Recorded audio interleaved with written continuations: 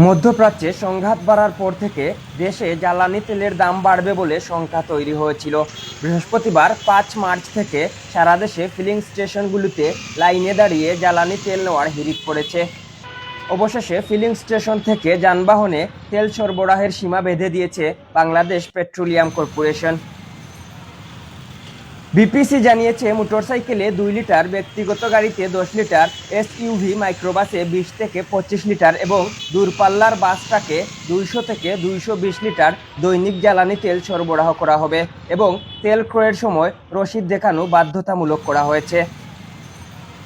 শুক্রবার 6 মার্চ বিপিসির এক নির্দেশনায় বলা হয়, একটি মোটরসাইকেলে দিনে 2 লিটার পেট্রোল বা অকটেন নিতে পারবে। ব্যক্তিগত গাড়ির ক্ষেত্রে নেওয়া যাবে 10 লিটার তেল। স্পোর্টস ইউটিলিটি ভেহিকেল বা এসইউভি ও মাইক্রোবাস দিনে পাবে 20 থেকে 25 লিটার তেল। পিকআপ বা লোকাল বাস দিনে ডিজেল নিতে পারবে 70 থেকে 80 লিটার। আর দূরপাল্লার বাস, ট্রাক, কাভার্ড ভ্যান ও কন্টেইনার ট্রাক দৈনিক 200 থেকে 220 লিটার তেল নিতে পারবে। নির্দেশনায় বলা হয়েছে, দেশের ব্যবহৃত জ্বালানি তেলের প্রায় 95% বিদেশ হতে আমদানি করতে হয়। বৈশ্বিক সংকটময় পরিস্থিতিতে দেশের জ্বালানি তেলের আমদানি ব্যবস্থাপনা মাঝে মধ্যে বাধাগ্রস্ত, বিলম্বিত হয়। চলমান বৈশ্বিক সংকট পরিস্থিতিতে বিভিন্ন গণমাধ্যম, সামাজিক যোগাযোগ মাধ্যমে জ্বালানি তেলের মজুদ পরিস্থিতি নিয়ে নেতিবাচক সংবাদ প্রচার হওয়ায় ভোক্তা গ্রাহকদের মধ্যে অতিরিক্ত চাহিদার প্রবণতা লক্ষ্য করা যাচ্ছে। অতিরিক্ত চাহিদা পূরণের লক্ষ্যে ডিলাররা বিগত সময়ের চেয়ে অতিরিক্ত পরিমাণ জ্বালানি তেল ডিপো থেকে সংগ্রহের চেষ্টা করছেন।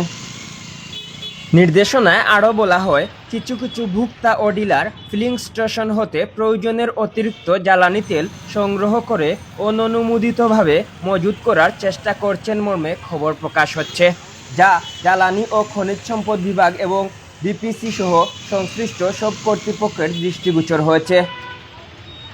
দেশে জ্বালানি তেলের সরবরাহ স্বাভাবিক রাখার জন্য বিদেশ হতে আমদানি কার্যক্রমসূচি নির্ধারিত রয়েছে। নিয়মিতভাবে চালান দেশে আনা হচ্ছে। পাশাপাশি ডিলারদের সাময়িকভাবে প্রধান স্থাপনা হতে সারা দেশের সব ডিপোতে নিয়মিতভাবে রেল ওয়াগন ট্যাঙ্কারের মাধ্যমে তেল পাঠানো হচ্ছে। আশা করা যাচ্ছে, স্বল্প সময়ের মধ্যে দেশে জ্বালানি তেলের বাফার স্টক গড়ে উঠবে। ফিলিং স্টেশন থেকে ভোক্তাকে তেলের ধরন, পরিমাণ ও দাম উল্লেখ করে রসিদ দিতে হবে এবং প্রতিবার তেল কেনার সময় আগের রসিদ দেখাতে হবে বলে উল্লেখ করা হয় নির্দেশনায়। রোববার 8 মার্চ থেকে এই সিদ্ধান্ত কার্যকর হবে বলে জানা গেছে। বিপিসি বলেছে, ডিলারেরা বরাদ্দ ও ভোক্তার ক্রয় রসিদ সংগ্রহ করে তেল সরবরাহ করবে। ফিলিং স্টেশনগুলো জ্বালানি তেলের মজুদ ও বিক্রির তথ্য ডিপোতে প্রদান করে জ্বালানি তেল সংগ্রহ করবে। ডিলারদের জ্বালানি তেল সরবরাহের আগে বর্তমান ও বরাদ্দ মজুদের তথ্য পর্যালোচনা করে সরবরাহ করা হবে এবং কোনো অবস্থায় বরাদ্দের চেয়ে বেশি তেল দেওয়া যাবে না।